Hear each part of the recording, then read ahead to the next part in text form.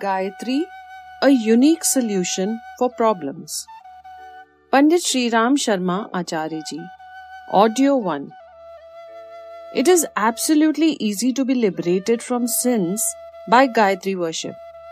The speciality of Gayatri worship is that when the resonance of the innate powers within its 24 letters occurs within the heart, the Satogun within thoughts increases day by day, and as a result, changes occur in the nature and program of the person. One in whose heart virtuous thoughts increases, the same excellence will also be there in his deeds. A person's nature is not any definite or permanent thing. It keeps on changing according to situations and sentiments. It is not necessary that a person who is sinful today will remain sinful throughout life. Similarly, it cannot also be said that a person who is a gentleman with good conduct today will remain so in future also. Situations and sentiments can bring about a change in a person that he will appear completely transformed. Sin is a type of mental condition and habit. It is within man's power to give up sin by strength of mind. The mental strength necessary for the change by giving up sin is created in promising measure by Gayatri worship, and the means for inner transformation become easily available. Liberation from sin is as easy as shaving one's beard. It is not proper for a sinful person to think that since he has been on the wrong path up to now and adopted sinful thoughts and performed bad deeds, how is his reform possible? This disappointment is improper because every fallen person can rise up, every sinner can become pure. Many a times it is seen that man performs wicked deeds because of helplessness, ignorance, bad company, curiosity, or force of circumstances. At that time, he does not think that such sin is terrible. Afterwards, with his mental development, the same wickedness appears very horrible. But because those sinful acts were carried out because of wretched mental condition, the related punishment is also small. According to man's conscience, compassion is felt at the time of killing. Therefore, it is a sin for him. The man's mental situation too, they can be small or big variations due to various reasons. During such mental conditions, sins committed in mental weakness due to ignorance are not considered serious in the eyes of God, although traditionally believed to be so. Sometimes it so happens that with good intentions, a man performs some deeds which according to traditional code of conduct are considered very big sins. But when looked at judicially, they are not considered so despicable, but many a times not only forgivable, but the same bad acts become praiseworthy also. When a person kills someone for robbing his wealth, it becomes a terrible sin. A judge of some court of law passes a death sentence on some antisocial person for protecting the rule of law, and an executioner carries out the sentence. They are performing their duties. If someone risks his life to save someone from terrorists and kills them, then it becomes a virtue. All the three have killed some life, but the killings are with different results. Therefore, all three are not considered sinful in the same way. Stealing is a bad act, but according to circumstances, that too does not remain a bad deed. One who is prosperous and yet unjustly robs others is decidedly a thief. Take another example. In a situation of loss of life through severe hunger, if a person tries to protect his life by robbing something from a prosperous man, it is no big sin. In the third situation, by robbing a wicked person of his means, making him powerless and putting such means to good use is an act of virtue. All the three thieves cannot be treated as sinners at the same level. Many a time, because of situations, helplessness, necessity for religious protection, or little intellectual development, such acts are performed which appear damnable, but the intention behind them is not sinful. Such acts cannot be termed as sins. Among those who can be included in the list of sinners, most people are such that they had to perform undesirable acts because of some of the above reasons, but later on they became normal. They became helpless because of situations, lack of solutions and habits, and slipped into wickedness. They would have definitely become good individuals if they were in good situations or received good facilities and obtained proper means for progress and satisfaction.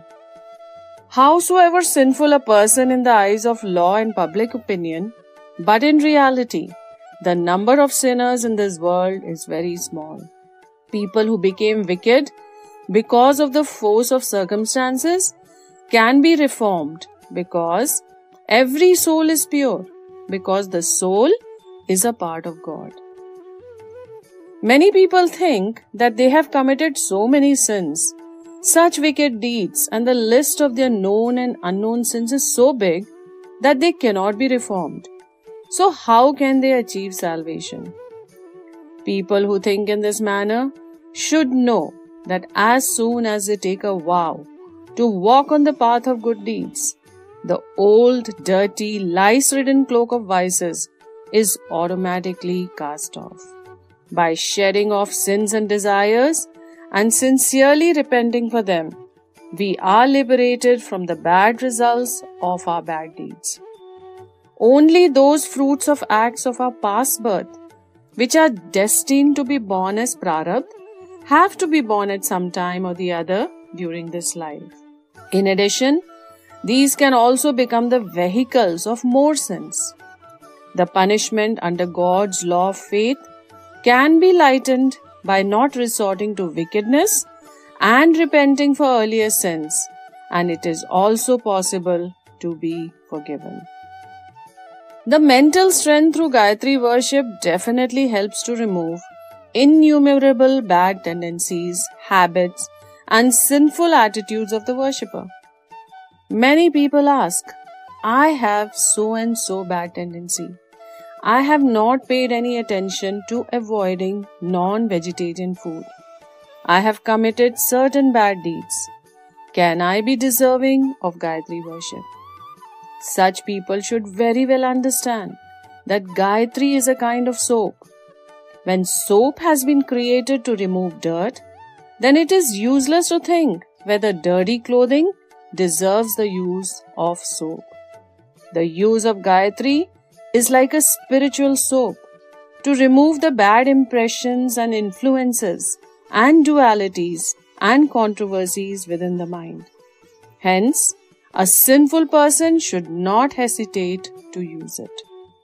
Liberation from evil tendencies is definite and easy with inner transformation. It is not impossible nor surprising if today's sinner becomes a saint tomorrow. Authors of scriptures have told this straightforward tale with great emphasis on the destruction of sins through Gayatri worship. If it is understood that one can be freed from the punishment for past deeds by certain means, then evil people will go on committing sins and then resort to the above means by thinking that now their past sins have been annihilated. They will think of further committing the sinful acts and resorting to the prayers for destroying the sins, thus mistakenly thinking that they will get the benefit from their bad deeds and simultaneously get the added benefit of freedom from the sins. One must remove this misconception from its roots. If man goes on committing more sins, he remains sinful only. There is no question of his sins being washed off through prayers if simultaneously he commits sins also. When a man starts despising sinful acts and saves himself from bad thoughts, like cleansing from urine and feces, then on achieving this state of mind, he will not have the inclination to adopt the path of sin. He will not expect that God will accept a small bribe of prayers and forgive his continuity of sins. But in God's office, those person cases are considered with a liberal attitude who have given up bad deeds and not only given up bad tendencies but repented for past mistakes. For the banishment of crimes, the rule of punishment is put into effect. When children do something wrong, the mother scolds them. When a disciple becomes tardy, the teacher takes up the cane. When the societal rules are disturbed, the local council dispenses punishment. When the law is broken, fines, jail, or death sentence is there. God has provided for punishment of sins through punishment from deities, bodily ailments, and material wants or scarcity. This rule of law is not meant as revenge, or an eye for an eye, or a tooth for a tooth, but it is created on the basis of high spiritual science. The reason is that, as a result of the unhappiness caused by punishment, there is a commotion within man's mind, a certain reaction, which shocks his hidden thinking, and he gives up the faulty path to return to the proper path. Through punishment from others, we are forced to commit penance for our purification. If we willingly adopt this method of ourselves, willingly undergo penance for our open and hidden sins, then it is innumerable times better compared to the penance forced on us because of others.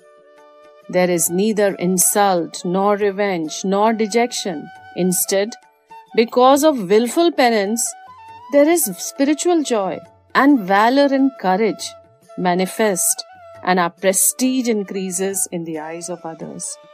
The fire of the soul is required for the eradication of sins. The creation of this fire gives double benefits. 1. Destruction of harmful tendencies, sins. 2. Development, nourishment, and increase in divine qualities through the same warmth and brightness.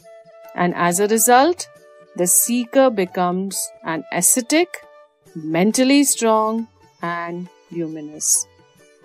In our scriptures, at every step of life, some ritual, fast, charity, bath, code of thinking, and conduct are considered in detail with this in view, so by adopting them, the seeker can get these double benefits.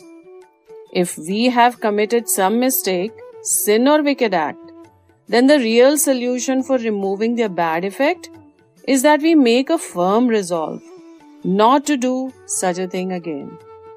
In addition, if a little penance is also performed, then that resolve gets a boost and its implementation becomes firmer.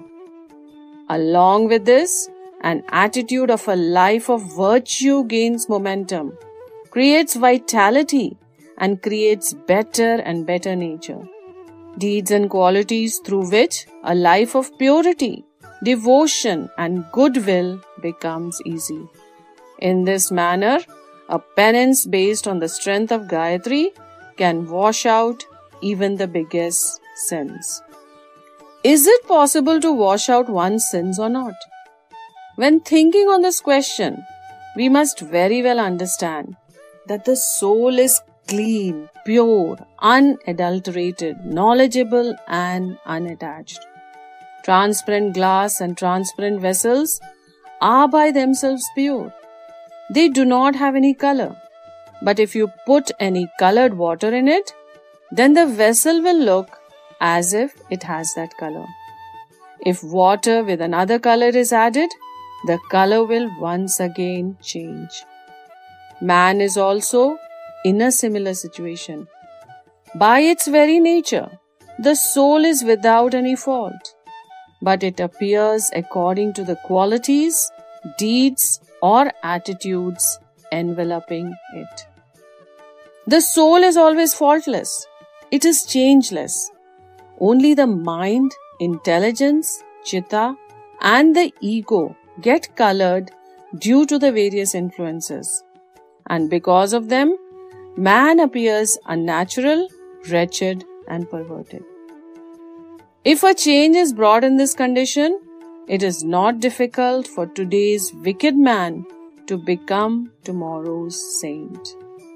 A man who has spent most of his past life on a wrong path or has whiled away most of his life cannot achieve any purpose by feeling unhappy, disappointed, or by repenting. The remaining part of life is no less important. The king Parishkrit had only 1 week of his life left. He utilized this period purposefully, with full determination, and obtained what he wanted: beneficial salvation.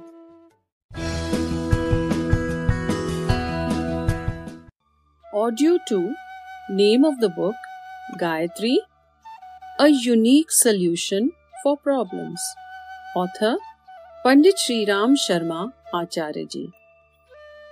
It is a palpable truth that compared to the people termed straight, such as mentally retarded, fools, cowards, and people with weak health, those who are active, alert, vital, valorous, and diligent are able to achieve spiritual progress faster.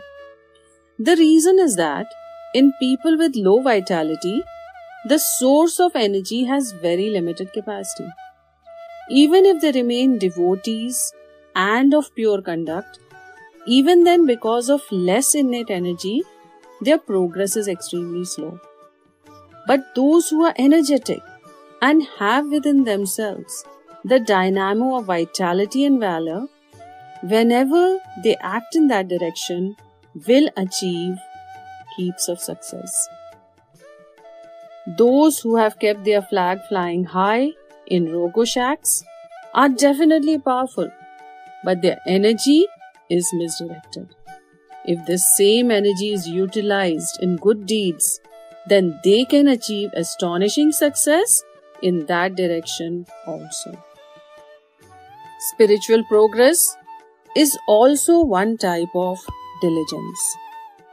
Only those people can go along this path whose muscles have strength, who are industrious and have tremendous courage and enthusiasm. The loving lap of Mother Gayatri is always there, even for those who have strayed from the path, walked along the road of wickedness, and have carried out innumerable bad deeds. If they repent for their past deeds, take a vow not to repeat them, and are eager to walk the good path, then they can once again get back their natural spiritual qualities and purity. There is definite progress on this path through Gayatri worship. Even though all the bad tendencies will not disappear together, but the bad tendencies will gradually diminish in proportion to the powers of prayers Gayatri worship. Gayatri worship invariably results in improvement of good qualities, good thoughts, and good deeds. It is evident that most unhappiness in this world is as a result of our sins. Many a times, our deeds give immediate results in the form of assault by people whom we have harmed, or by social disgrace, loss, or harm resulting from dissatisfaction and non-cooperation from people or from punishment by the state. Even if someone escapes from all these, nobody can save himself from God's impartial justice. It can be easily inferred by looking at physically and mentally handicapped, subnormal, chronically ill persons that these people are suffering divine punishment. When carrying out our duties properly, sometimes a sudden crisis confronts us, or success is not there despite efforts.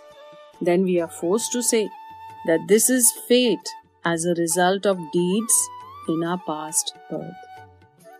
We should deal with others in the same manner as we expect others to deal with us. We should consciously strive to save ourselves from achieving our interest at the cost of harming others. Gayatri is that alarm bell which tells us not to walk on the path of sin. God is present everywhere. He does not take sides. Not a single sin of yours remain hidden from Him, nor can you save yourself from the effects of any sin.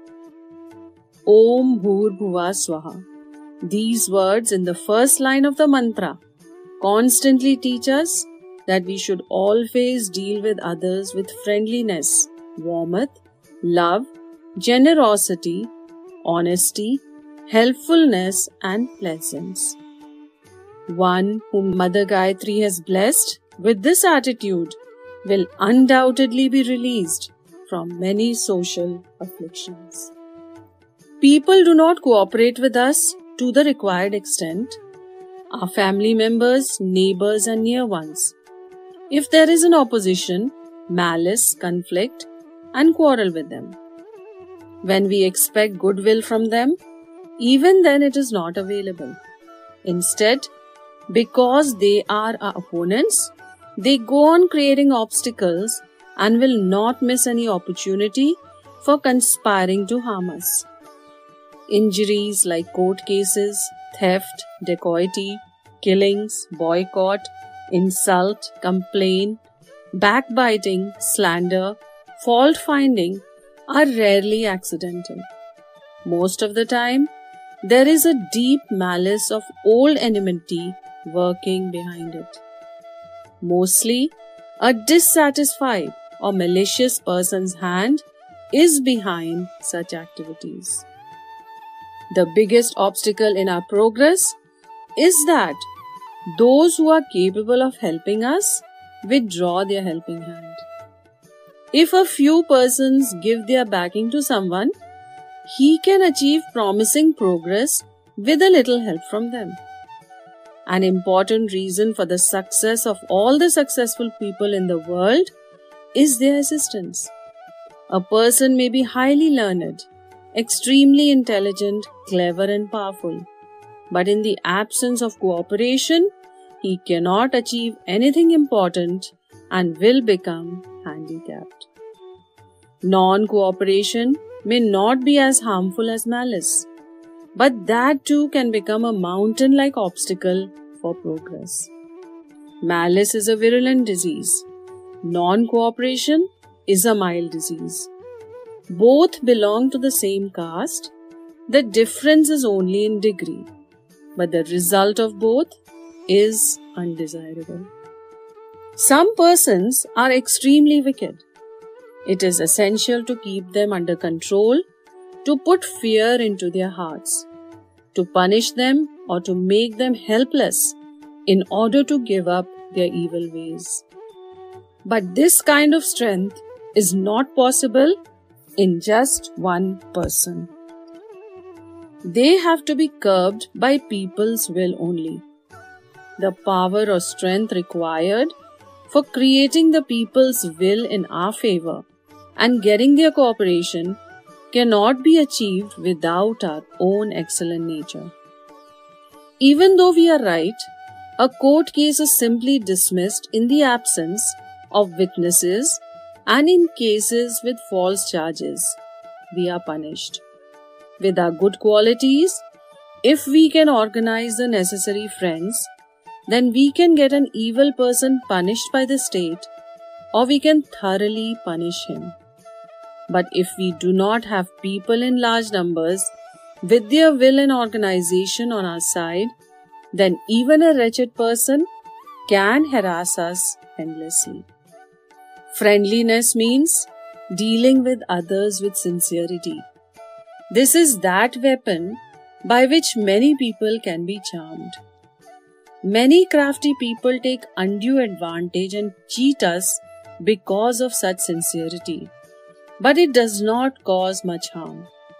Because of being fooled in this way, our fame, saintliness, and reputation increases, which later on gives much more benefits compared to the earlier harm. A person's hard fate becomes bearable when he has more cooperative friends and relatives. Divinely ordained troubles destined to be suffered invariably will certainly come our way. But with the chanting of the first quarter of Gayatri Mantra, these too can be borne despite troubles. With the passing of the near and dear ones, many people become intensely unhappy and they lament the separation day and night. The reason for this mourning is discarding of the sentiment of nearness and getting trapped in attachment. The feeling of nearness is a generous and all-encompassing element. In this type of feeling, our family members are considered as God's gift and a medium for fulfillment of our service. One who understands in this way will not feel unhappy when the soul of a person performs the normal process of changing the body. If God takes away one medium of service, we can always serve someone else.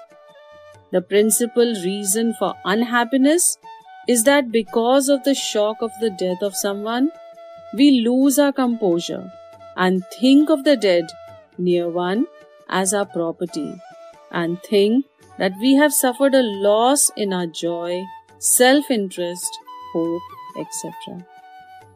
Momentary happiness is very attractive, charming and tempting. A person with a narrow viewpoint gets tempted in it and suffers very much like birds tempted by grains and trapped in a hunter's net. Gayatri warns us about the pitfalls of this temptation and teaches us, "Son, you're not the body, but the soul. Do not obstruct the path of spiritual salvation by becoming a victim of greed, indulgence of desires and senses, and temptations. Look to your permanent benefits and interest and sacrifice your temptations. Sensual pleasures are momentary, but their bad effects remain for a long time. The happiness of being wealthy remains only for a short time, but the wickedness taught by immorally earned wealth and the thorns sown for the future, their bad results live on for a long time. Such short-sighted persons get trapped into many types of addictions. One who has faith on Gayatri becomes a far-seeing person or visionary by obeying the second instruction of the mother in the second part of the mantra. By understanding that addictions kill the vitality of life or life itself, he immediately becomes resolute to discard them. He becomes an opponent for the habits of intoxicants. If he is addicted to such a substance, he gives it up courageously and cautions others against the same. By controlling his lust and tongue, he uses them sparingly and with sagacity. He adopts the policy of observing strict celibacy for a long time and eating only simple food at regular times only. By resorting to fasts, he controls all the senses. He prepares his busy schedule by being careful that not a single moment should be wasted and every moment fruitfully utilized. He loves labor like his own life and feels happy by doing work personally. One who saves himself from addictions, bad habits, laziness, and indiscipline does not suffer from ill health. If some past disease had lingered, that too disappears quickly or becomes less intense.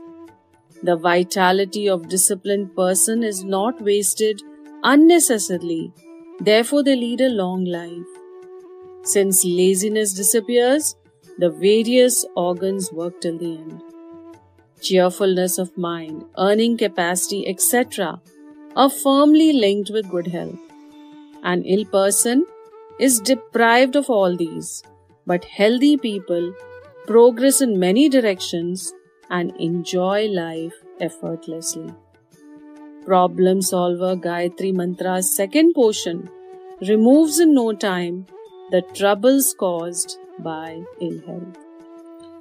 The second portion of Gayatri takes us to that position in which a person enjoys in peace the joy which is his birthright. People are not free for self-study, do not have time for physical exercise, do not get time for worship, cannot tear themselves away from work for public service, do not have time for music, which elates the mind, and no time for travel, swimming, or meeting saints. The reason is only one, that in comparison to their principal activity, such people consider all the above as extremely petty and do not consider them worth for any attention. Leisure is not available for only that work which is not considered essential or important. The work which we consider essential, we finish it first while ignoring others. When the attraction for money is extremely powerful, one does not get the leisure for making one's life happy and lofty. Life's progress in all aspects is only possible when the attraction for wealth is reduced. And money is not considered as the goal but only a means. The following are no less important than earning money: learning, maintenance of health, developing one's worth and capacities, increasing inner enthusiasm by quiet humor, developing one's own nature to fulfill one's social obligations, to devote one's time for social service, and above all, spiritual reflection. For these activities also, the same time and mental energy should be applied as utilized for earning money. But it is possible only when the overimportance given to money is reduced to realistic proportion. Material goods should also be given importance only in proportion to their usefulness. Our main direction of aim should be towards attaining good qualities and specialities. Good intelligent thinking unravels many tangles in our life and roots out many troubles very easily. Many people, unhappy over the lack of money or progeny, when they think over the third part of the Gayatri Mantra, their eyes open up and they are able to realize their mistake. Then they start thinking that lack of these things or their existing in a limited way is not a bad situation. Because of this lack, they are able to get the required time and opportunity for progressing in other directions. They are saved from many worries, burdens, and wicked acts. A man with just enough income indeed gains more benefits compared to the man who plunges into day and night activities of earning by any means for possessing a lot of wealth and comfort. When the light of Gayatri increases in our head, then poverty, wretchedness, feeling of inferiority and wants start reducing. The message of the fourth portion of Gayatri is that we should intelligently utilize favorable and unfavorable situations. We should expect the best future and we should be prepared to face the worst. If we think of difficulties as only challenges for increasing our efforts and do not become afraid, then certainly no unpleasant situation can make us unhappy and will not be an obstacle for our cheer. If we adopt good thinking of remaining cheerful, then we will be easily freed from the bad tendencies of becoming unhappy for petty reasons. Life is for playing with the spirit of sportsmanship. Actors perform various roles on the stage, but are personally not influenced by the character which they portray. Life has to be carried on in the same spirit. When God takes someone under His shelter, whom He wishes to liberate, He makes the fate of such a person bearable, so that such devotees quickly become liberated from the burdens of the acts of the past birth. Thus liberated, the soul does not have to be drawn into the vicious circle of births and deaths. On the one hand, the burden of past birth, deeds is over, and on the other hand, his inner purity goes on increasing. Because of these benefits on both sides, he progresses with great speed towards the ultimate goal. Ordinarily, God makes one undergo many bitter experiences for the development of many good qualities. Because of the death of one's own child, the element of pure love flowers forth in the lament of mourning, and such a person wishes to shower love on other children.